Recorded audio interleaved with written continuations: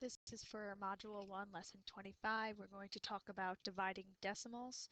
One of the biggest things we have to remember when we are dividing decimals is that there can be no remainders. There can never be a remainder with decimals. That's why we're learning how to divide them. If we have to add on digits at the end to continue it on, we can do that, but there will never be a remainder. So we're going to go through the process of dividing decimals. So we start the same way we'd start when we were dividing without decimals, and we always write our D, M, S, B. By now, hopefully we don't need the C part. We don't need to circle because we understand the process of dividing. We're doing divide, multiply, subtract, bring down, or does McDonald's sell burgers, to help us remember our order. So we're going to start by setting up our division problem. We have to make sure that we write nice and neat so things are lined up. So we start by dividing. We see how many times can 3 go into the first digit, which is 6, and it can go in 2 times.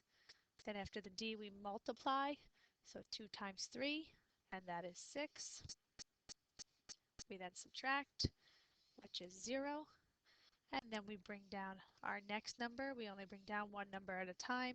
Since we brought down, we have to start the whole process over again, back up at the D to divide. But before we do that, I'm going to make sure that I move my decimal up there so that it's in the correct spot, right above where it needs to be. So now I ask myself, how many times can 3 go into the 7? Because that's the new number that I wrote. I know that it can go in 2 times without going over. 2 times 3 is 6. Then I subtract, and I have a 1. The next thing I have to do is bring down another number because there's another number there, so I bring down the 2. And now I'm starting my whole cycle again because as soon as I bring down a number, I have to start the cycle all over. So I ask myself, how many times does 3 go into 12? 3 can go into 12 4 times. 4 times 3 is 12.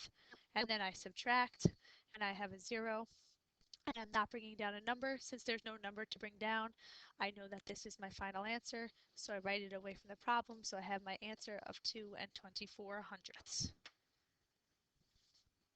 Example number 2, I go on the side if I need this as a reminder for myself. Divide, multiply, subtract, bring down.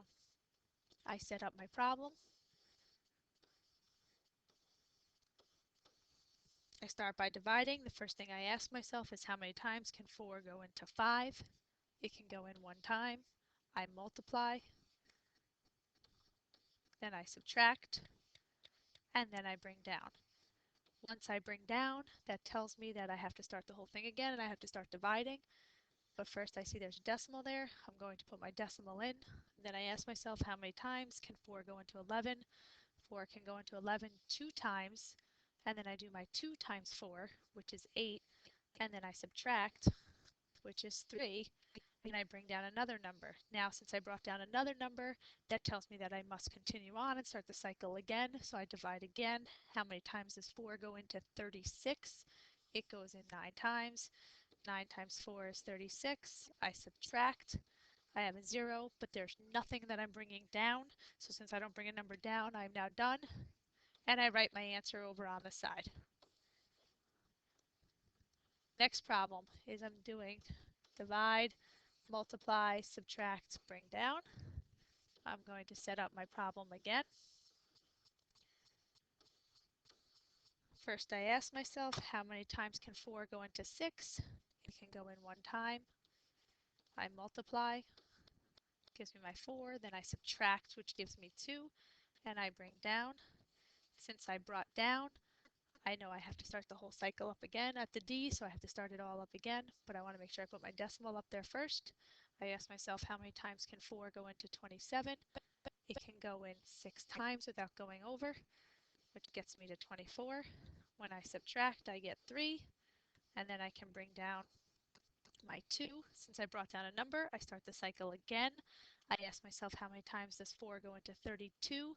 It can go in 8 times. 8 times 4 is 32. I subtract and I get 0, and there's no other numbers to bring down. So I know that I am done, and my answer is 1 and 68 hundredths. Last example that we're going to do with our divide, multiply, subtract, and bring down. I have my 20 and 8 hundredths, and I divide by 8. And as I said, even if it's obvious to you that a number can't go in, I know 8 cannot go into 2. I don't skip and go to 20. I have to place the 0 up there because I will need that later as I move up in my math. So 0 times 8 is 0. I subtract. It's 2. I bring down a 0. Since I brought down a number, I start the cycle all over again. So I divide how many times does 8 go into 20? 8 goes into 20 2 times. 2 times 8 is 16. Then I subtract and I get 4. And I bring down my next number, which tells me to start the whole cycle again, but I also know I need a decimal there. How many times does 8 go into 40? It goes in 5 times. 5 times 8 is 40. I subtract. I get 0. Bring down another number, so I have to start the cycle again. 8 goes into 8 one time. 1 times 8 is 8. I subtract, and I get 0. And there's nothing that I brought down, so this is my answer. 2 and 51 hundredths. And that is how we divide decimals.